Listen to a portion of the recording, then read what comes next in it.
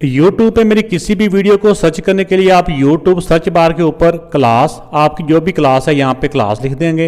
Exercise, जो भी आपकी एक्सरसाइज है वो लिखेंगे।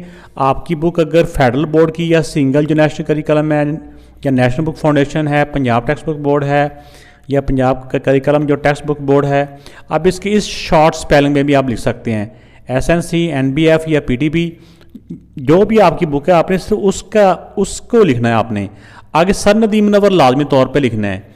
ये लिख के सर्च के बटन के ऊपर आप क्लिक करें, आपके सामने उस एक्सरसाइज के तमाम क्वेश्चन आ जाएंगे। इस एक्सरसाइज में हम रेशो जो है ना, रेशो उर्दू में इसको कहते हैं निस्बत।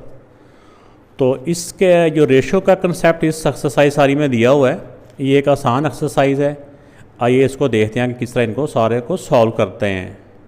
तो फर्स्ट क्वेश्चन में रेशोज़ दी हुई हैं। इन रेशोज़ के बारे में ये कहा गया है कि इन रेशो को सिंपलेस्ट फॉर्म में लिखो, इन सादा शक्ल में, जितना छोटा कर सकते हो सेम टेबल से कट करके, क्योंकि इनको सिंपल करने का ना तरीका है होता है कि सेम टेबल से दोनों को जितनी भी रेशो दी होती है, यहाँ दो हैं या ज़्यादा हों, उनको सेम टेबल से सेम एक ही पहाड़े से कट करना होता है। तो जितना हम जहाँ तक कट कर सकते हैं उनको कट करना है। अब 15 और 75 हैं कि कौन से टेबल से कट हो रहे हैं। वैसे तो आप 3 से भी हो रहे हैं, 5 से भी हो रहे हैं, और ज़्यादा अगर आपको टेबल बड़ा याद है तो 15 से भी हो रहे हैं। तो जौन सा टेबल भी आप जिससे भी आप कर सकते हैं ना, उस टेबल से आपने इनको सिंप्लीफाई करना है, कट करना है। अगर 15 से करें तो 15 1 द 15 और 15 5 द 75 बेटा होते हैं। 15 का टेबल कहाँ तक काउंट करेंगे, दोनों को 15 से हम डिवाइड कर रहे हैं। 15 1 द और 15 5 द 75 होते हैं, ठीक है ना। तो ये इसकी सिंपलेस्ट फॉर्म है और यही इसका आंसर है। अगर हम 3 से करेंगे तो एक दफ़ा 3 से हो जाएगा और एक दफ़ा 5 से हो जाएगा, वो एक स्टेप ज़्यादा हो जाएंगे। फ़र्क नहीं पड़ता, आप जिससे मर्ज़ी कर लें, आंसर सेम आता है। इस पार्ट में 2 रेशो दी हुई हैं, लेकिन ये फ्रैक्शन में है। एक ने कसर की है, इसको कसर भी बोलते हैं, या उर्दू में बटा बोलते हैं, बटे की शक्ल में है। तो जब 2 रेशो दी हो ना, फ्रैक्शन 2 फ्रैक्शन दी हों, इनको सिंप्लीफाई करना हो, इसके वैसे तो होता है एलसीएम का तरीका भी होता है ना, एलसीएम को साथ दोनों को मल्टीप्लाई कर दो। लेकिन 2 फ्रैक्शन का एक और ही बड़ा आसान सा तरीका होता है, वो होता है इसको क्रॉस मल्टीप्लाई कर दो। इसको इसके साथ मल्टीप्लाई और इस वाले को इसके साथ मल्टीप्लाई। हमेशा नीचे वाली वैल्यू को ऊपर लेके जाना होता है, ऐसे नीचे वाली वैल्यू को ऊपर लेके जाना होता है। तो 5 को 2 से मल्टीप्लाई कर दें, ऐसे 2 को 5 से, ये 5 उठ के इधर 2 के साथ चला गया, ये रेशो का साइन दरमियान में ही है, और 15 3 के पास चला गया। ये चाहे 15 को पहले लिख लें या 3 को पहले लिख लें, इससे कोई फ़र्क नहीं पड़ता।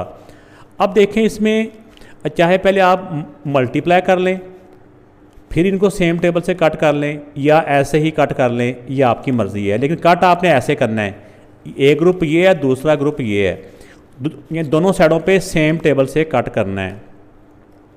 अगर हम इसको करेंगे, जैसे 5 के साथ 15 कट हो रहा है, 5 1 द 5 3 द, ऐसे कट कर लेंगे तो ज़रा आसानी के साथ हो जाएगा, ठीक है ना।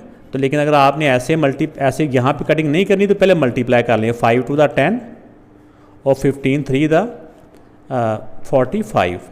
तो जैसे मैं यहाँ से अंदाज़ा हो गया था कि दोनों साइडें कम से कम 5 के टेबल से कट हो रही थी।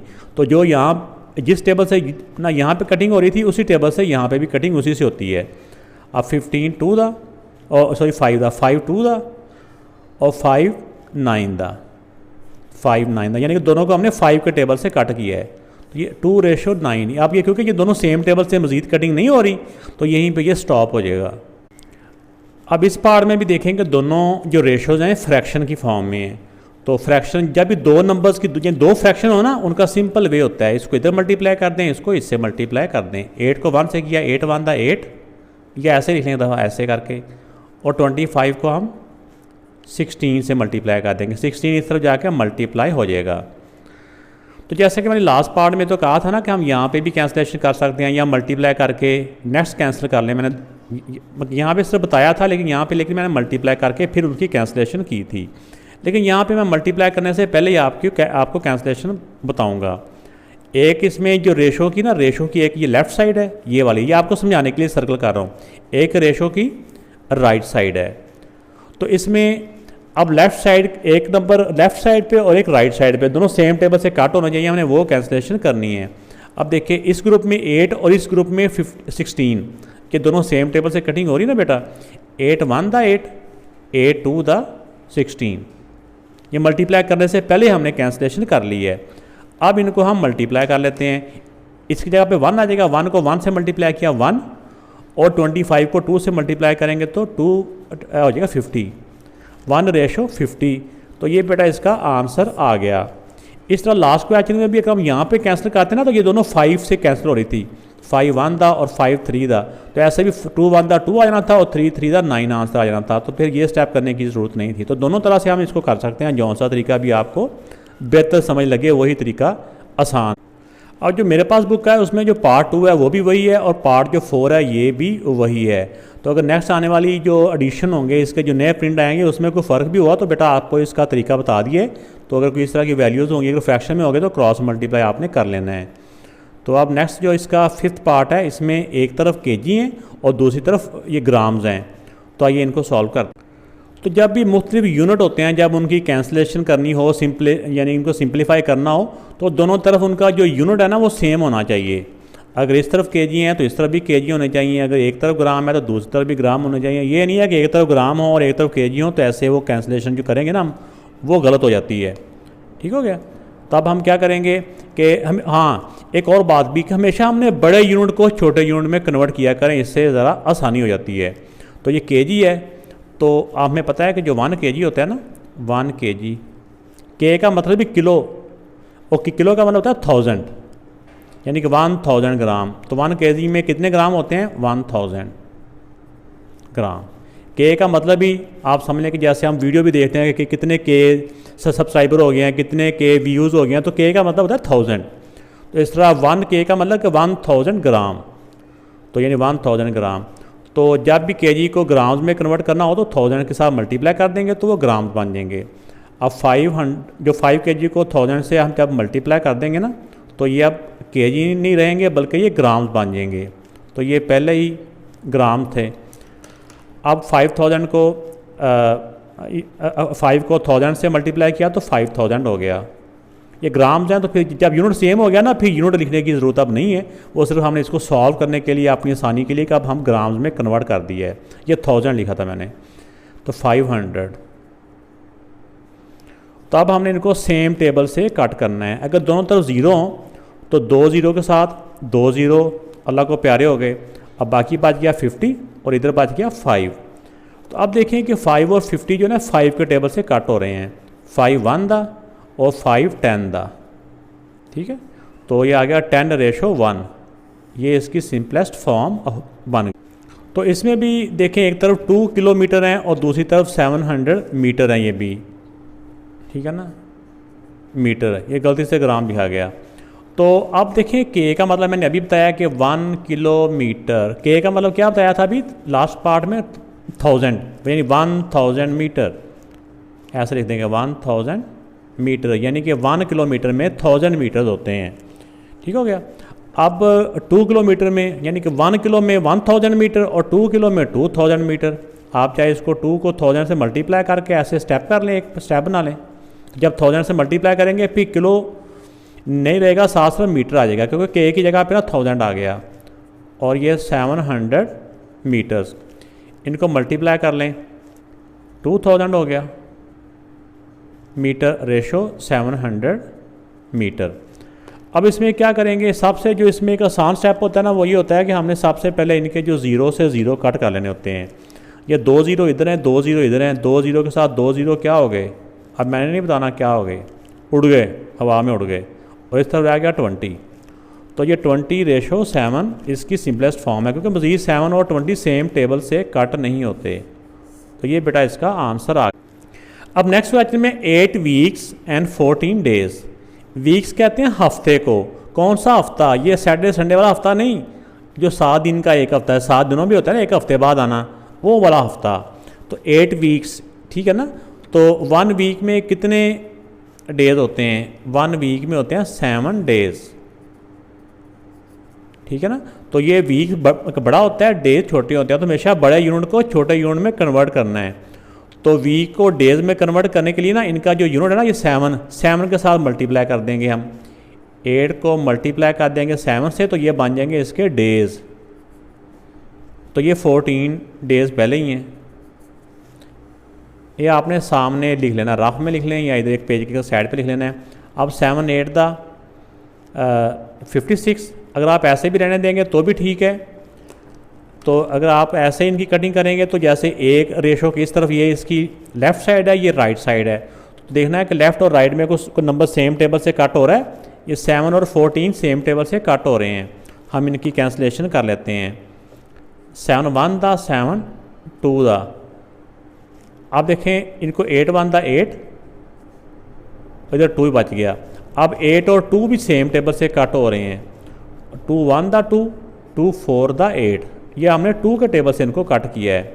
तो ये 4:1 बेटा इसकी सिंपलेस्ट फॉर्म आ गई।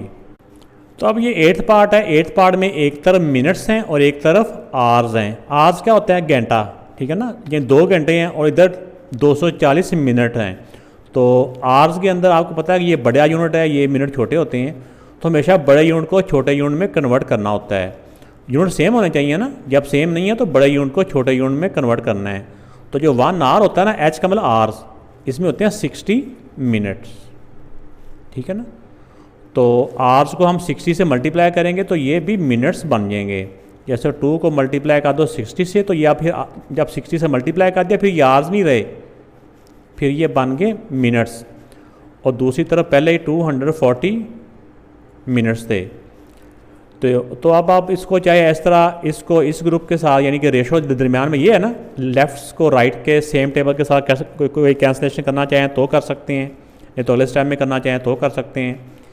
0 के साथ 0 कट हो गया, बाकी बच गया 24 और इधर बच गया 2 6 दा 12, ठीक है। अब देखें कि 12 और 24, चाहे आप 6 6 से करके डिवाइड कर लें फिर भी हो रहा है। तो 12 का टेबल भी 7th क्लास में बच्चों के लिए इतना मुश्किल नहीं होता। 12 1 दा 12, 12 2 दा 24 होता है। तो 12 के टेबल से कट कर दिया, 12 2 दा 24, तो ये आ गया 2:1। तो ये बेटा इसकी सिंपलेस्ट फॉर्म, सादा हालत, सादा शक्ल कहते हैं, ठीक है ना। ये इसका आंसर आ। तो बेटा इसमें पार्ट 9 है, 180 डेज एंड 1 मंथ। तो मंथ बड़ा होता है और डेज छोटे होते हैं। तो हमेशा बड़े यूनिट को छोटे यूनिट में कन्वर्ट करना है। तो मैथ के अंदर जब भी इसको कन्वर्ट करते हैं ना, तो 1 मंथ को इक्वल करते हैं 30 डेज़ के। ये नहीं आपने कहना कि डेज तो 31 का भी होता है, यानी मंथ तो 31 डेज़ का भी होता है, तो ऐसा नहीं कहना आप लोग। अब इस वाले पार्ट में बेटा ये एक तरफ 180 डेज़ और ये जैसे 1 मंथ है, तो 1 मंथ में होते हैं 30 डेज़। जैसे मैंने पहले बताया कि इसमें 31 नहीं हमने कहना। तो इसमें अब मंथ ये है, हमेशा बड़े यूनिट को छोटे की इक्वल करना होता है। तो ये तो 180 डेज़ हैं, तो 180 डेज़ ही रहने देंगे। लेकिन जो मंथ्स है ना, इसको हम 30 से मल्टीप्लाई कर देंगे तो ये भी डेज़ बन जाएंगे। तो इनको चाहे मल्टीप्लाई कर लें, 31 दा 30। अब इनको हम सेम टेबल से इनकी कैंसलेशन करते हैं, ठीक है। 0 के साथ 0 कट गया, बाकी रह गया 18:3। अब ये दोनों 3 के टेबल से कट हो रहे हैं। 3 1 दा 3 6 दा, अब 6:1, ये इसका आंसर आ गया। 10th पार्ट है, इसमें 5 ईयर्स की रेशो निकालनी है 24 मंथ के साथ। तो ईयर्स जो यूनिट है ये बड़ा होता है, तो हमेशा बड़े यूनिट को छोटे यूनिट में कन्वर्ट करना है, यानी यूनिट बराबर होने चाहिए ना। बराबर करने के लिए बड़े यूनिट को छोटे यूनिट के इक्वल लेंगे। तो जो 1 ईयर होता है, एक साल में कितने मंथ होते हैं? 12 मंथ होते हैं बेटा जी, ठीक है ना। तो अब ईयर्स को हम 12 के साथ मल्टीप्लाई करेंगे तो वही मंथ बन जाएंगे। 5 को 12 से मल्टीप्लाई कर लो, तो ये तो ये सारा मंथ लिख दे इसके। जब 12 से मल्टीप्लाई किया ना, फिर ईयर्स नहीं रहे, फिर ये मंथ्स बन चुके हैं। 24 ये पहले ही मंथ्स है। तो चाहे इनको आप मल्टीप्लाई करके फिर कैंसलेशन कर लें, या ऐसे इस वाले को रेशो के राइट वाले, या रेशो की लेफ़्ट वाली साइड को रेशो की लेफ़्ट को राइट्स के सेम टेबल के साथ भी हम कैंसिल कर सकते हैं। जैसे देखिए ये 12 और 24 का हमें टेबल 12 का याद ही होता है कि 12 1 दा 12, 12 2 दा 24।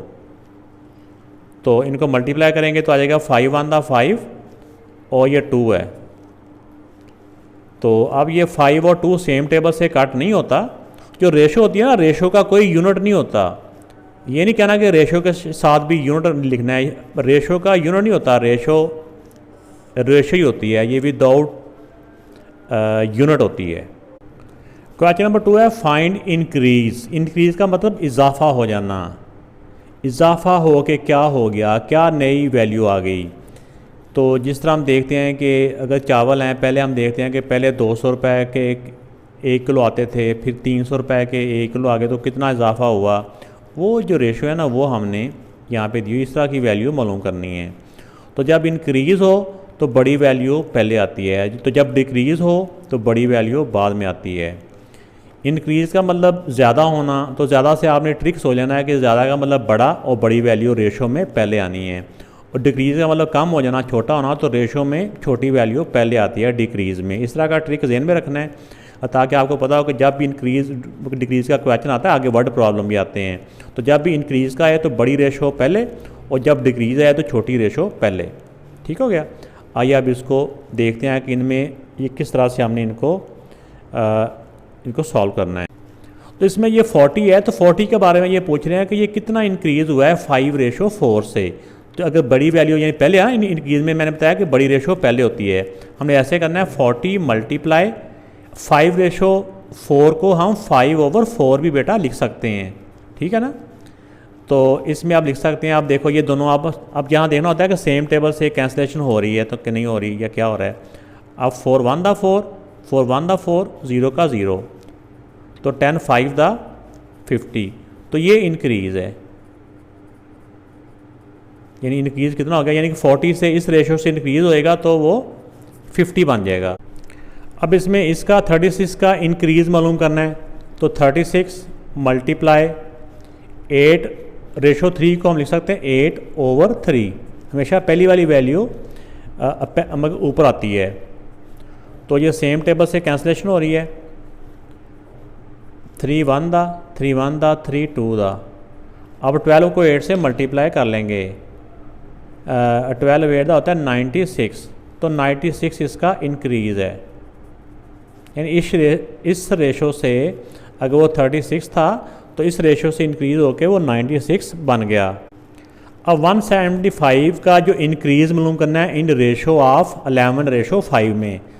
तो 175 मल्टीप्लाई 11/5 हो जाएगा। अब 5 के साथ इनको हम कैंसिल कर लेते हैं, तो सेम टेबल से ये कैंसिलेशन हो रही है। 5 1 दा 5 3 दा 15, 2 बच गए, ये 25 बन गया। तो 5 5 दा 25। तो अब 35 को हम 11 से मल्टीप्लाई कर लेते हैं। तो 35 1 दा 35, 3 कैरी, 35 1 दा 35 और 3 प्लस करें तो 38, 385 इसका आंसर आ गया। तो इसका ये इंक्रीज़ आ गया, इतना इंक्रीज़ हो गया, इतना आएगा। और इसमें 48 का इंक्रीज़ मालूम करना है इन द रेशो ऑफ 17:12। अब 48 मल्टीप्लाई 17/12। तो अब 12 और 48 सेम टेबल से कट हो रहे हैं। ये होते हैं 12 1 दा 12, 12 4 दा 48 होते हैं बेटा। अब इनको मल्टीप्लाई कर लो, 17 को 4 से मल्टीप्लाई कर लें। चाहे ज़बानी नहीं आती तो आप रफ में कर लें, ठीक है ना। तो 7 4 दा 28 और 2 कैरी, 4 1 दा 4 और 2 6। तो इसका हो जाएगा इंक्रीज़ हो जाएगा 68। ये इसका आंसर आ गया। अब इसका बेटा फिफ्थ पार्ट है। फिफ्थ पार्ट में 360 इन द रेशो ऑफ 14:9। तो इसका इस तरह से इंक्रीज़ लिखना है। अगर आप बाद में इंक्रीज़ नहीं लिखते तो फिर ऐसे पहले भी लिख सकते हैं। इंक्रीज़ ऐसे पहले भी लिखेंगे तो फिर ऐसे 360 मल्टीप्लाई कर देंगे रेशो के साथ 14/9, ऐसे भी लिख सकते हैं। अब ये 9 और ऊपर और नीचे सेम टेबल से हमने कट करना होता है। 9 1 दा 9, 9 4 दा 36 और 0 का 0। अब इनको हम मल्टीप्लाई कर लेते हैं। ये मल्टीप्लाई करेंगे तो 14 0 दा 0, 14 4 दा 56। तो इसका इंक्रीज़ हो गया 560, यानी 360 से जब इसको इस रेशो से इंक्रीज़ करेंगे तो इंक्रीज़ होकर 560 बन जाएगा। ये बेटा इस पार्ट का आंसर आ गया। 6 पार्ट है। इसमें 425 को इंक्रीज़ मालूम करना है किस रेशो से, 7/5, यानी 7:5। तो अब इसको ये सेम टेबल से कैंसिलेशन हो रही है, हम इनकी कैंसिलेशन कर लेंगे। 5 8 दा 40, वो 2 बच गया, 5 5 दा 25। अब 85 को 7 से हम मल्टीप्लाई कर लेते हैं, तो ये मल्टीप्लाई करने से आ जाएगा 595 इंक्रीज़। तो ये बेटा इसका इंक्रीज़ होकर इतना हो जाएगा। अगर डिटेल से लिखना चाहे तो ऐसे भी लिख सकते हैं 425 in the ratio increase is, and पे ये भी लिख सकते हैं इज़, जो इसका आंसर आया होगा 595। एंड पे इस तरह की स्टेटमेंट भी हम सारे क्वेश्चन में लिख सकते हैं, क्वेश्चन के अंदर से देख के दिस इज़ यानी कि ये, लेकिन शुरू में इसके इंक्रीज़ तो पहले लिखा होगा ना क्वेश्चन के अंदर ही, तो वो इसके साथ ही रहेगा increase 425 in the ratio of this is this. इस तरह करके आप एंड पे खूबसूरत बना के भी इसका आंसर लिख सकते हैं। नेक्स्ट क्वेश्चन में फाइंड द डिक्रीज़, ये वैल्यू डिक्रीज़ हो रही हैं, कम हो रही हैं, किस रेशो से, इस रेशो से डिक्रीज़ होके क्या वैल्यू आ रही है। तो डिक्रीज़ में रेशो, जो छोटी रेशो होती है वो हमेशा पहले आती है, इस बात को बस आपने ज़हन में रखना है। डिक्रीज़ का मतलब छोटा, तो छोटी वैल्यू पहले, इंक्रीज़ का मतलब होता है कि बढ़ना, तो बड़ी वैल्यू पहले, ये दोनों रेशो में बड़ी वैल्यू पहले। इस तरह का ट्रिक आपने ज़हन में बिठा लेना है। आइए इन सारे क्वेश्चन को हम सॉल्व करते हैं। तो इसमें फाइंड डिक्रीज़, तो 30 मल्टीप्लाई, हमेशा पहली वाली वैल्यू ऊपर आती है 2/3, तो ये 3 और ये 30 सेम टेबल से कट हो रहे हैं, तो इनका हम कट, इनकी कैंसलेशन कर लेंगे। 3 1 दा और 0 का 0, तो 10 2 दा 20, तो ये हो जाएगा डिक्रीज़ इसका, ठीक है ना। ये 30 इस रेशो से डिक्रीज़ होकर ये बन जाएगा, तो ये इसका आंसर आ गया। नेक्स्ट पार्ट है, इसमें 35 का डिक्रीज़ मालूम करना है, चाहे आप यहाँ पे लिख लें पहले 35 मल्टीप्लाई 5/7, 5/7, तो ये सेम टेबल से कट हो रहे हैं, इनको कट कर लेंगे। 7 1 दा 7, 7 5 दा 35, तब नीचे तो 1 ही बचा ना, ऊपर वाला नंबर ऊपर मल्टीप्लाई हो जाएगा 5 5 दा 25, तो ये इसका डिक्रीज़ बेटा आ गया है, ये इसका आंसर। 50 इन द रेशो 2/5 के हिसाब से इसका डिक्रीज़ मालूम करना है। 50 का जो रेशो होती है, रेशो के साथ मल्टीप्लाई किया जाता है 2/5, जो पहले वाली रेशो है हमेशा ऊपर लिखते हैं, तो ये 5 और ये सेम टेबल से कट हो रहे हैं। 5 1 दा 5, 5 1 दा 5 0 दा, यानी कि 5 10 दा 50 होते हैं। अब 10 को 2 से मल्टीप्लाई किया तो बेटा 10 2 दा 20, तो ये 20 इसका आंसर आ गया। अब नेक्स्ट पार्ट है, इसमें 70 ये डिक्रीज़ है, 70 किस रेशो से डिक्रीज़ है, 2/7, यानी 2/7 से, 2/7, ये 2 है बेटा जी। तो तब 7 के साथ ये 70 कैंसिल हो जाएगा, 7 1 दा 7 और 10 7 दा 70, तो 10 को 2 से मल्टीप्लाई किया तो 10 2 दा 20, तो ये इसका डिक्रीज़ हो के 70 इस रेशो से जब डिक्रीज़ हो जाएगा तो 20 इसका आंसर आ जाएगा। 160 इन द रेशो ऑफ 5/8, तो 160 को मल्टीप्लाई कर देंगे 5/8 के साथ। तो अब इसमें देखें कि 8 और 16 सेम टेबल से कट होते हैं, 8 1 दा 8, 8 2 दा 16 और 0 का 0। और 20 को 5 से मल्टीप्लाई करेंगे तो 25 दा 100 बेटा होता है, तो ये डिक्रीज़ हो के 160 जो इस रेशो से डिक्रीज़ हो के 100 बन जाएगा, ये इसका आंसर आ जाएगा। अब नेक्स्ट पार्ट है बेटा, 420 इन द रेशो 7/15, इस रेशो से इनका डिक्रीज़ मालूम करना है, तो 420 मल्टीप्लाई 7/15। तो अब इनको देखें कि ये सेम टेबल से किस तरह से कैंसिल हो रहे हैं। अगर आपको डायरेक्ट कैंसिल करने में मुश्किल हो तो आप किसी एक नंबर को अंदर रख के 15 से ऐसे करके डिवाइड भी कर सकते हैं, नहीं तो 5 5 से करके आप इसको डिवाइड कर लें। तो 15 2 दा 30, क्योंकि 15 3 दा 45 होता है, बड़ा हो जाता है। 2 का 2, 4 से 3 माइनस किया 1, 0 का 0। अब 15 8 दा 120 होता है, तो इस यानी इन दोनों को कैंसिल करेंगे तो 28 आ जाएगा। अब 28 को 8 से मल्टीप्लाई कर लेते हैं, वो हमारा आंसर आ जाएगा। तो इनको मल्टीप्लाई किया तो बेटा ये आ गया 196, तो ये इसका आंसर आ गया। वीडियो अच्छी लगी तो चलते चलते बेटा लाइक ज़रूर कीजिएगा, कमेंट्स करके बताइएगा कि कैसा मेथड लगा आपको। तो बेटा जिस तरह हमने ऊपर वाले क्वेश्चन किए हैं, नीचे वाले क्वेश्चन भी उस जैसे ही हैं, बहुत हद तक उसी जैसे हैं। अब देखिए ये क्वेश्चन है, if old price was 990 rupees and new price is 1200 rupees, find the ratio of increase price. Increase का मतलब क्या होता है? बढ़ना, ज़्यादा होना। तो क्वेश्चन नंबर 2 में मैंने क्या बताया था कि इंक्रीज में कौन सी वैल्यू पहले आनी है? इंक्रीज का मतलब था बड़ा, ज़्यादा होना, तो बड़ी वैल्यू हमेशा पहले आनी है दोनों रेशो में। तो इसी तरह जब ये इंक्रीज़ की बात आ जाए तो इंक्रीज़ में बड़ी वैल्यू को हमने पहले लिखना है, छोटी वैल्यू को बाद में।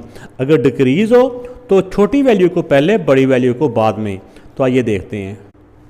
तो अब इस क्वेश्चन में आया कि रेशो ऑफ इंक्रीज प्राइस ये मालूम करनी है। जो ओल्ड प्राइस है वो है 990 रुपीज़ और न्यू प्राइस है 1200 रुपीज़। 7 रुपीज़ का साइन भी ऐसे करके लिख सकते हैं। तो फाइंड करना इंक्रीज प्राइस। तो जब इंक्रीज प्राइस करना हो तो इंक्रीज का मतलब ज़्यादा होना, तो जो बड़ी वैल्यू है ना वो पहले हम लिखेंगे।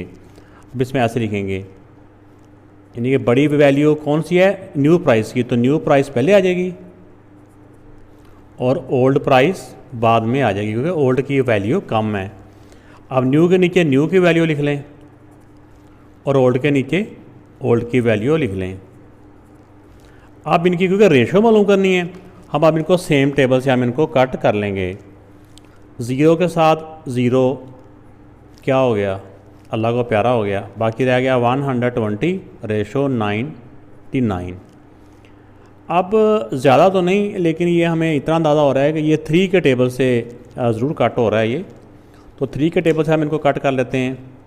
3 4 दा 12, 3 0 दा 0 और 3 3 दा 9, 3 3 दा 9।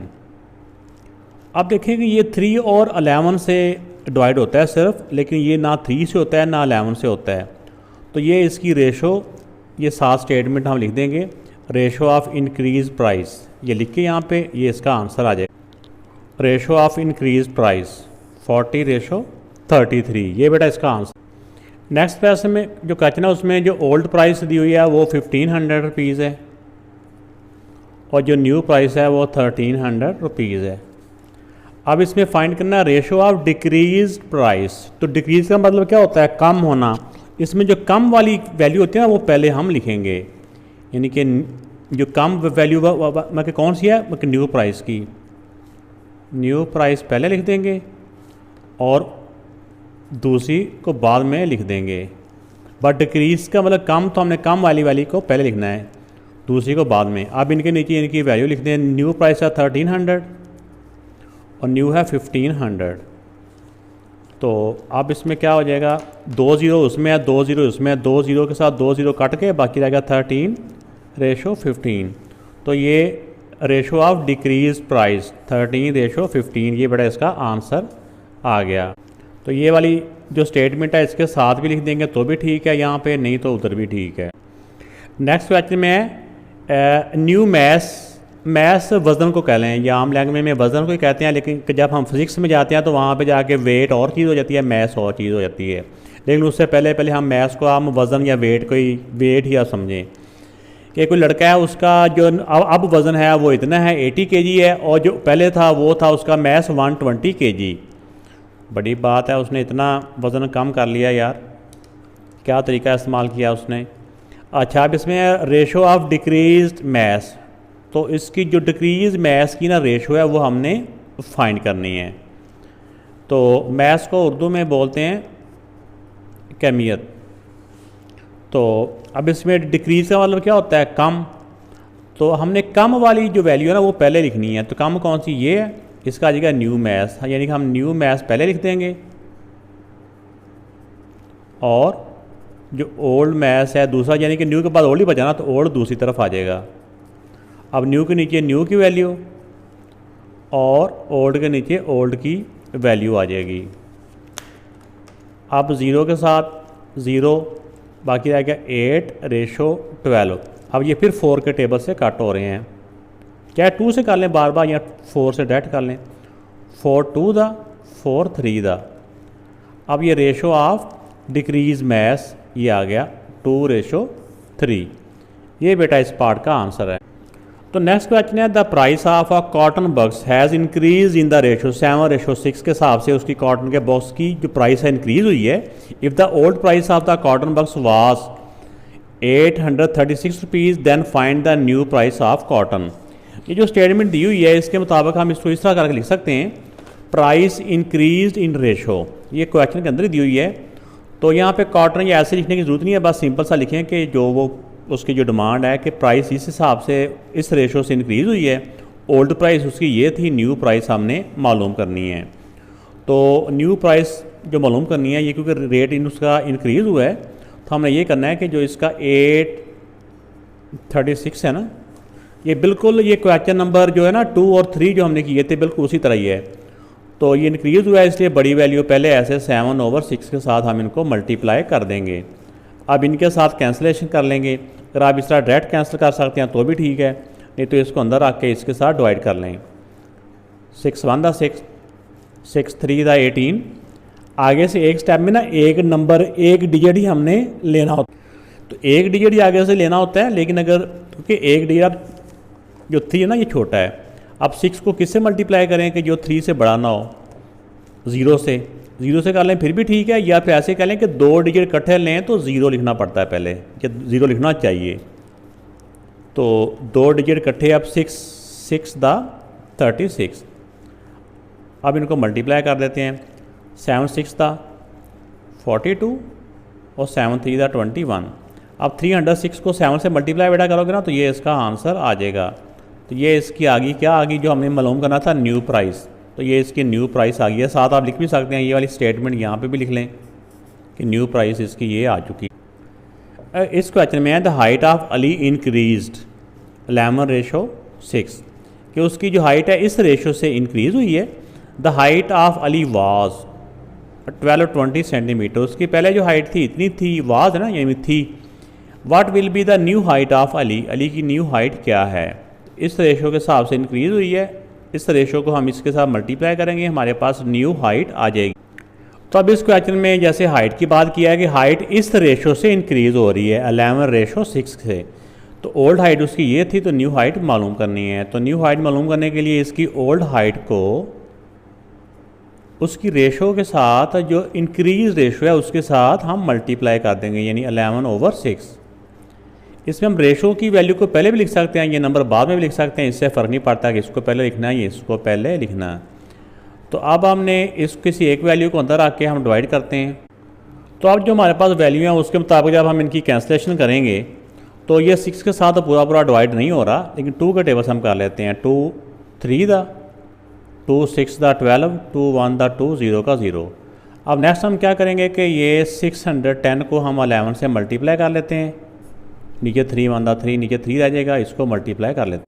मल्टीप्लाई करने से आता है 6710।